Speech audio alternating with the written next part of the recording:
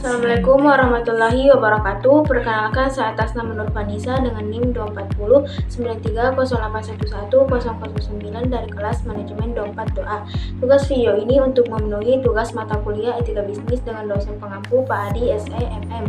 Di sini saya akan menjelaskan atau mempresentasikan resume mengenai materi etika bisnis dalam manajemen produksi mata kuliah etika bisnis. Apa itu manajemen produksi? Manajemen produksi adalah proses pengelolaan kegiatan yang terkait dengan pembuatan barang atau jasa, mulai dari perencanaan, pengorganisasian, pengarahan, hingga pengendalian. Dan tujuannya untuk mengubah bahan mentah menjadi produk jadi yang bernilai tambah dan siap digunakan atau dijual.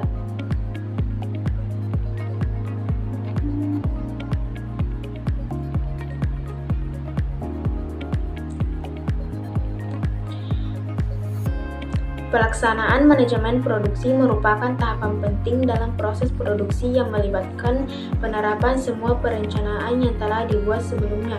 Tujuannya adalah untuk memastikan bahwa kegiatan produksi berjalan sesuai dengan sasaran yang telah ditetapkan, baik dari segi jumlah, kualitas, waktu, dan maupun biaya. Yang pertama, perencanaan produksi atau production planning. Pada tahap ini, perusahaan menentukan jenis produk yang akan dibuat, jumlah produk, waktu produksi, serta kebutuhan sumber daya seperti bahan baku, tenaga kerja, dan mesin. Kedua, pengorganisasian produksi atau production organizing. Hal ini mencakup pembagian tugas, pembentukan tim kerja, serta penentuan struktur organisasi produksi. Ketiga, pelaksanaan produksi atau production execution, yaitu tahapan ini merupakan inti dari manajemen produksi, yaitu proses mengubah bahan mentah menjadi produk jadi. Keempat, pengawasan produksi atau production control. Pengawasan ini meliputi pengecekan kualitas produk, waktu penyelesaian, serta efisiensi penggunaan sumber daya. Selanjutnya, alasan produksi. Alasan paling dasar dari produksi adalah untuk menyediakan barang atau jasa yang dibutuhkan oleh masyarakat. Tanpa adanya produksi, barang-barang yang diperlukan seperti makanan, pakaian, dan alat transportasi tidak akan tersedia. Alasan produksi. Alasan paling dasar dari produksi adalah menyediakan barang atau jasa yang dibutuhkan oleh masyarakat. Tanpa adanya produksi, barang-barang yang diperlukan seperti makanan, pakaian, dan alat transportasi tidak akan tersedia. Pertama, memenuhi kebutuhan konsumen.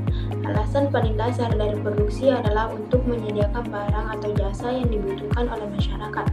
Kedua, penciptaan nilai tambah. Produksi juga bertujuan untuk mengelola bahan mentah menjadi barang jadi yang memiliki nilai lebih. Contohnya, kayu yang diubah menjadi meja akan memiliki nilai jual yang lebih tinggi. Proses ini disebut sebagai penciptaan nilai tambah. Ketiga, mendukung pertumbuhan ekonomi. Dengan adanya kegiatan produksi, perusahaan dapat bergerak, tenaga kerja bisa terserap, dan pendapatan masyarakat pun meningkat. Keempat, memenuhi permintaan pasar. Produksi dilakukan karena adanya permintaan dari pasar. Produsen akan terus memproduksi barang selama ada konsumen yang membutuhkannya. Kelima, menjaga ketersediaan produk. Tanpa produksi yang rutin dan teratur, barang-barang bisa saja menjadi langka atau bahkan habis di pasaran. Oleh sebab itu, produksi dilakukan agar barang selalu tersedia dan tidak terjadi kelangkaan. Nah, selanjutnya, kapan kegiatan produksi dilakukan? Nah, kegiatan produksi ini dilakukan ketika terdapat permintaan terhadap barang atau jasa yang dibutuhkan oleh masyarakat. Umumnya, produksi dilaksanakan berdasarkan kebutuhan pasar dan rencana dari pihak produsen. Nah, adapun hal-hal di dalamnya yaitu satu, saat kebutuhan konsumen meningkat, produsen akan meningkatkan jumlah produksi atau memenuhi permintaan tersebut. Kedua, ketika stok barang mulai menipis, perusahaan harus segera memproduksi ulang barang agar barang tetap tersedia di pasaran. Ketiga, pada musim-musim tertentu seperti saat hari raya atau liburan, produksi dilakukan lebih banyak karena permintaan biasanya naik. Keempat, berdasarkan jadwal produksi perusahaan yang biasanya sudah dirancang secara rutin, baik harian, mingguan maupun bulanan. Selanjutnya, pengambilan keputusan dalam manajemen produksi. Selanjutnya, pengambilan keputusan dalam manajemen produksi.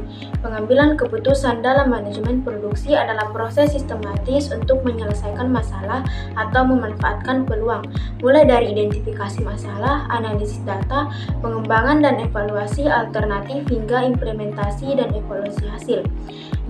Adapun pentingnya yaitu pertama, meningkatkan efisiensi, produktivitas dan kualitas. Kedua, menekan biaya dan meningkatkan responsivitas. Ketiga, menunjang keunggulan kompetitif dan profitabilitas. Selanjutnya, etika bisnis dalam kegiatan produksi. Etika bisnis dalam kegiatan produksi adalah penerapan nilai moral untuk menjalankan proses produksi secara adil, jujur, dan bertanggung jawab.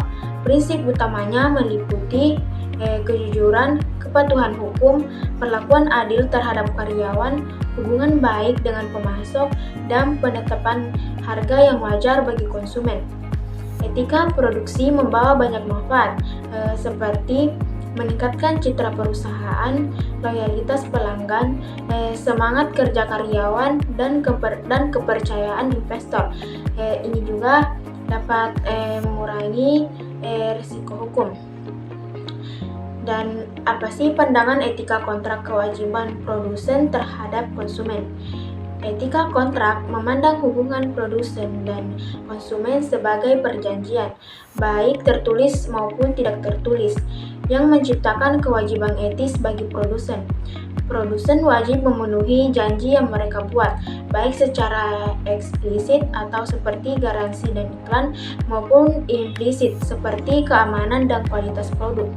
Mereka juga harus memberikan informasi yang cukup dan tidak menyesatkan tentang produk, seperti bahan, cara pakai, resiko, dan harga.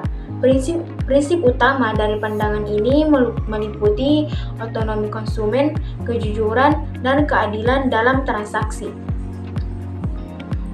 Baik, kesimpulannya yaitu etika bisnis dalam manajemen produksi menekankan pentingnya tanggung jawab produsen dalam setiap proses produksi, mulai dari perencanaan hingga distribusi.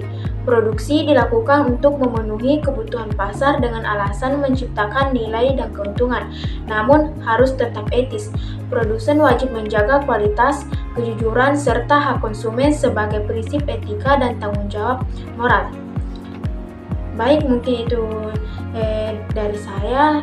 Saya akhiri dengan ucapan wassalamualaikum warahmatullahi wabarakatuh.